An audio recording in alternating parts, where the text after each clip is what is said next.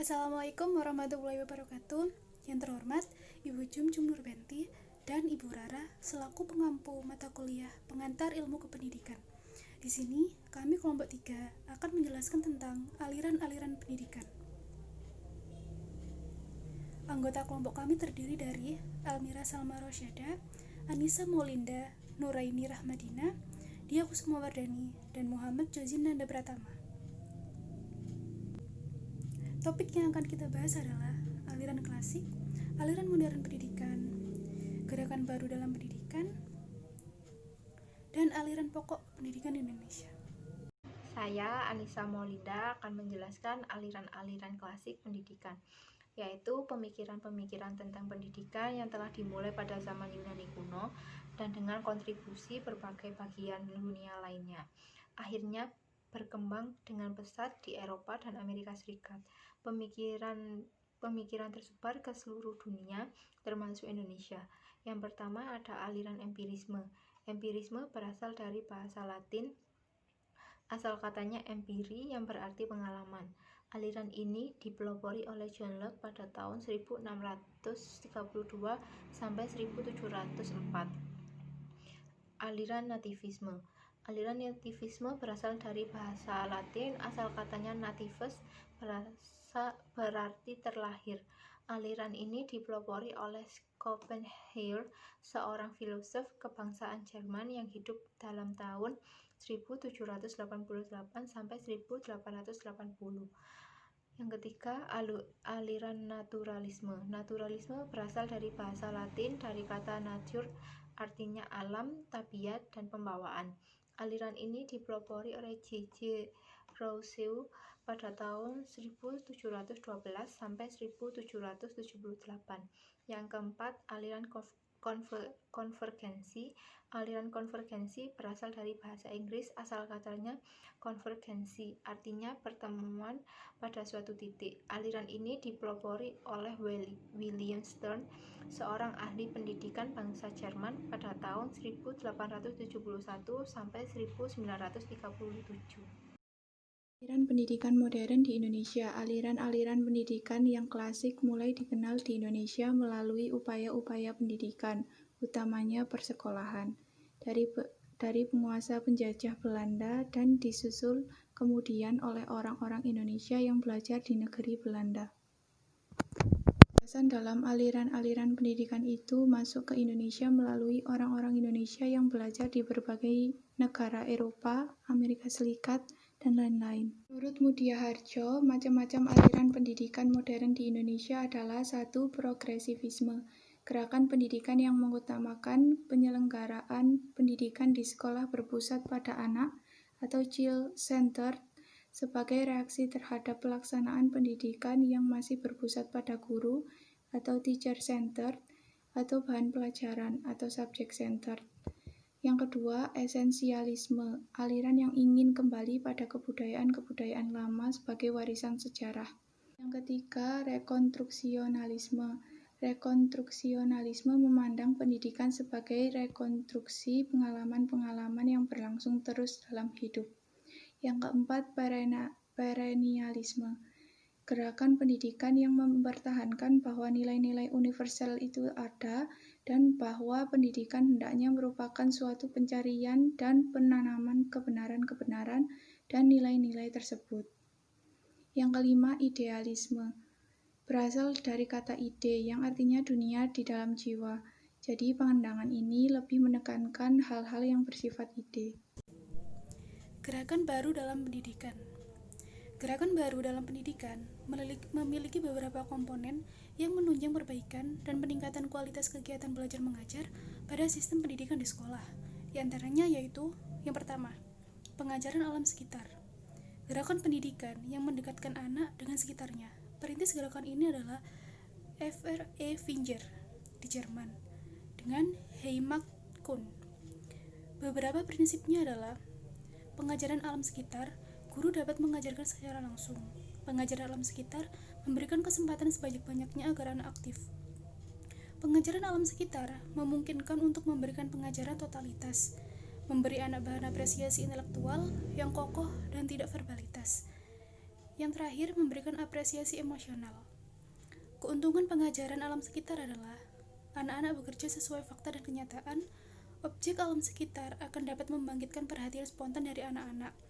Anak akan aktif dan kreatif, bahan yang diajarkan lebih praktis, dan anak-anak dijadikan subjek bagi alam sekitarnya. Selanjutnya ada pengajaran pusat perhatian. Pengajaran pusat perhatian dirintis oleh Ovid Demet de Crowley dari Belgia. Pendidikan menurut de Crowley berdasarkan pada semboyan École pour la vie, sekolah untuk hidup dan oleh hidup. Anak harus dididik untuk dapat hidup dalam masyarakat dan dipersiapkan dalam masyarakat. Anak harus diarahkan kepada pembentukan individu dan anggota masyarakat. De Crowley menyumbangkan dua pendapat yang sangat berguna bagi pendidikan dan pengajaran. Di antaranya adalah yang pertama, metode global atau keseluruhan. Anak-anak mengamati dan mengingat secara global dalam mengajarkan, membaca, dan menulis, ternyata dengan kalimat yang lebih mudah daripada kata-kata. Center the interest atau pusat-pusat minat. Anak-anak mempunyai minat yang spontan terhadap diri sendiri, dapat dibedakan menjadi dorongan mempertahankan diri, dorongan mencari makan dan minum, dan dorongan memelihara diri. Yang ketiga ada sekolah kerja. Menurut J.A. Cornelius menekankan agar pendidikan mengembangkan pikiran, ingatan, bahasa, tangan. Menurut Geker Saint-Tenier mengatakan bahwa pendidikan itu tidak hanya demi kepentingan individu, tetapi berkewajiban menyiapkan warga negara yang baik, seperti tiap orang adalah pekerja dalam satu lapangan jabatan. Tiap orang wajib menyumbangkan tenaganya untuk kepentingan warga negara. Warga negara menjunjung tinggi kesusilaan dan keselamatan negara. Sekolah kerja dibagi dalam menjadi 3 golongan besar, yaitu sekolah perindustrian, sekolah perdagangan, dan sekolah-sekolah rumah tangga. Yang keempat ada pengajaran proyek. Dalam pengajaran proyek, anak bebas menentukan pilihannya terhadap pekerjaan serta memimpinnya. Adapun langkah-langkah pokok pengajaran proyek diantaranya adalah persiapan, penetapan masalah yang akan dibahas, kegiatan belajar, pelaksanaan dari rencana yang telah disiapkan, penilaian. Bentuk penilaian yang sering dilakukan adalah mengadakan pameran. Aliran-aliran pokok pendidikan di Indonesia.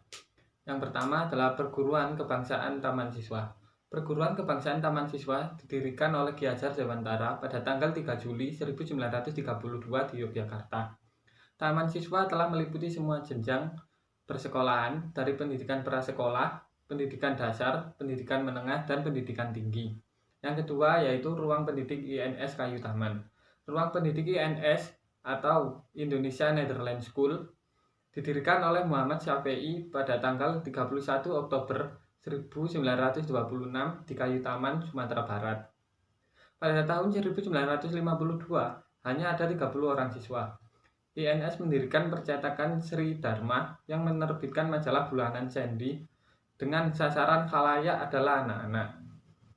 Yang ketiga, Pendidikan Muhammadiyah. Pendidikan Muhammadiyah didirikan tanggal 18 November 1912 di Yogyakarta oleh Kiai Haji Ahmad Dahlan. Pendidikan Muhammadiyah merupakan gerakan Islam amar ma'ruf nahi mungkar, berakidah Islam dan bersumber pada Al-Quran dan Sunnah serta menjunjung tinggi ajaran agama Islam sehingga tercipta masyarakat Islam yang sebenar-benarnya. Yang keempat adalah Pendidikan Ma'arif. Pendidikan Ma'arif merupakan organisasi Nahdlatul Ulama. Ma'arif mulai berkembang pada tahun 1916 ketika Kiai Haji Abdul Wahab, Hasbullah, dan Kiai Haji Mas Mansur mendirikan kursus debat Taswirul Afkar. Kursus ini berkembang dengan dibentuknya Jam'iyah Nahdlatul Wathon yang bertujuan memperluas dan meningkatkan mutu pendidikan madrasah. Hubungan antara aliran klasik dalam pendidikan dengan gerakan baru pendidikan. Menurut Igede Dedi, pendidikan yang dikenal saat ini merupakan perkembangan dari dasar-dasar pemikiran seseorang tentang pendidikan. Aliran-aliran klasik pendidikan ini meliputi aliran nativisme, naturalisme, dan aliran empirisme.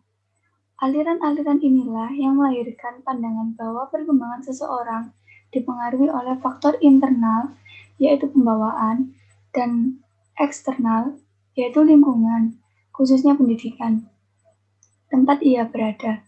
Kedua faktor ini dipertimbangkan sebagai acuan dalam pembentukan pendidikan yang dapat mengembangkan potensi pendidik. Dari aliran-aliran klasik pendidikan ini, terlahirkan gerakan-gerakan baru pendidikan yang tidak lain merupakan perkembangan dari aliran-aliran klasik pendidikan. Gerakan-gerakan baru pendidikan ini antara lain yakni pengajaran alam semesta, pengajaran pusat perhatian, dan sekolah kerja. Sekian dari presentasi kelompok kami. Kurang lebihnya, mohon maaf. Wassalamualaikum warahmatullahi wabarakatuh.